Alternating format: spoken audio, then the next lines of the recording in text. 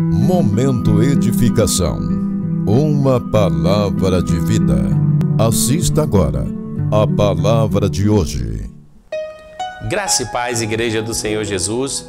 Mais uma vez, nesse momento de edificação, a qual nós podemos aqui compartilhar a palavra de Deus. E mais uma vez nessa aula, onde estamos falando sobre princípios que você deveria conhecer e praticar na sua vida financeira, né? À luz da palavra de Deus, que nos traz esses princípios bíblicos que fala sobre finanças, que fala sobre esse contexto financeiro das nossas vidas. E é por isso, queridos, que nós temos que embasar a nossa caminhada no Senhor, embasar a nossa vida no Deus que pode todas as coisas, na palavra de Deus, que é luz para nossos caminhos, lâmpada para os nossos pés e luz para nossos caminhos, ou seja, nos dá direção, nos norteia a caminhar uma vida de prosperidade abençoada no projeto de Deus. Vejam só, hoje eu queria citar 3 pontos importantes. Nunca deva nada a ninguém. Outro princípio que nós precisamos aprender da palavra de Deus é: nunca deva nada a ninguém. Olha só o que Paulo fala aos irmãos de Roma, no capítulo 13, versículo 8. Romanos 13, 8, diz o seguinte: a ninguém devais coisa alguma, a não ser o amor com que vos ameis uns aos outros. A ninguém devais coisa alguma, a não ser amar ao próximo como a você mesmo. Então, queridos, olha a importância de nós amarmos os nossos irmãos, de confiarmos nos nossos irmãos, ajudarmos uns aos outros, né? Deva às pessoas o amor. Não fique devendo, né? Principalmente na área financeira, pegando dinheiro emprestado e remontando situações em cima de situações.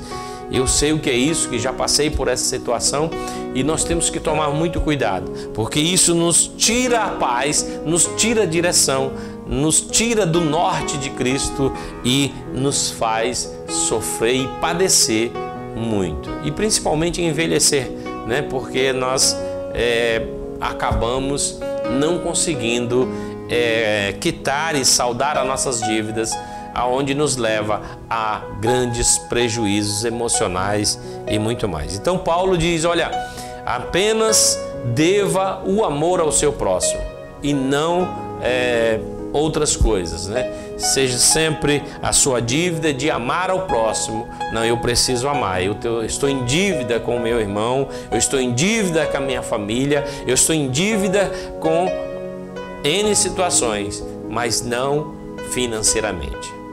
Amém? Que Deus abençoe. O segundo ponto, queridos: pague os impostos.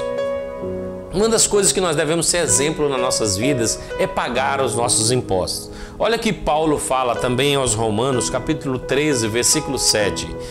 Portanto, dai a cada um o que deveis. A quem tributo, tributo. A quem honra, honra.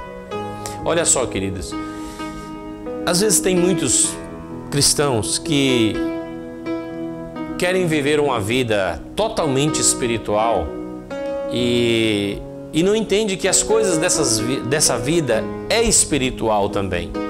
O nosso testemunho de pagar os nossos impostos, de andar nos trilhos certos, nos faz dignos de viver segundo os propósitos de Deus. Por quê, queridos?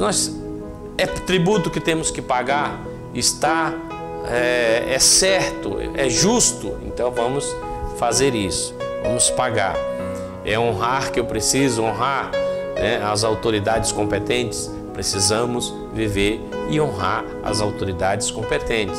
Entendeu, querido? Então pague os seus impostos. Se você deve, né, os IPTU, imposto disso ou daquilo, pague os seus impostos. Sabemos que é difícil, os nossos impostos no nosso país são bem salgados, mas nós precisamos viver isso aí. Por isso que nós precisamos administrar bem as nossas vidas, já entendendo e sabendo que nós precisamos andar em dias. Então se organize para pagar o documento do seu carro, para pagar os impostos do seu veículo, da sua moto, da sua casa, e tudo aquilo que concerne a sua vida. Quanto mais adquire coisas, mais adquire impostos para pagar, entendeu? Então nós temos que entender isso aí e viver fielmente dentro desse propósito. Terceiro ponto, seja fiel com a posse dos outros. Olha só, queridos, seja fiel com a posse dos outros. Lucas capítulo 16, versículo 12 diz o seguinte: se não vos tornardes fiéis na aplicação do alheio, quem vos dará o que é vosso?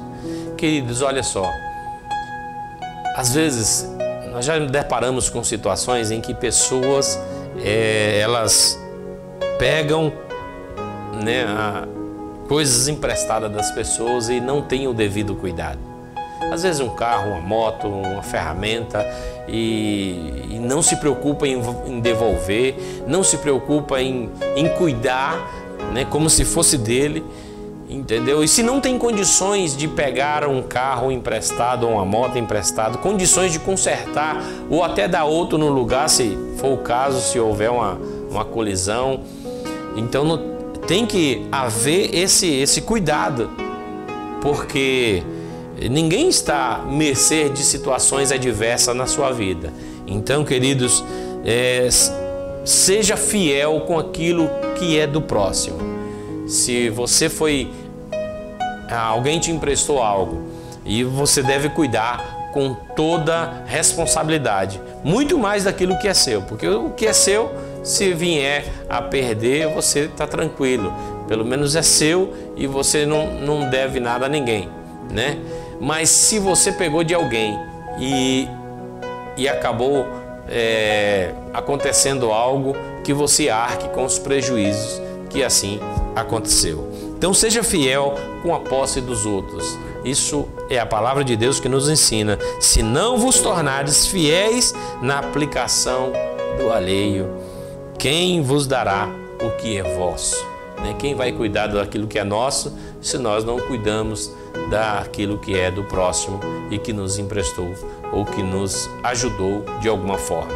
Que Deus abençoe sua vida e que essa palavra encontre guarida no seu coração e você a viva para a glória de Deus e o nome do Senhor seja glorificado e possamos cada dia mais crescer na graça e no conhecimento do Senhor. Deus abençoe a sua vida. Amém?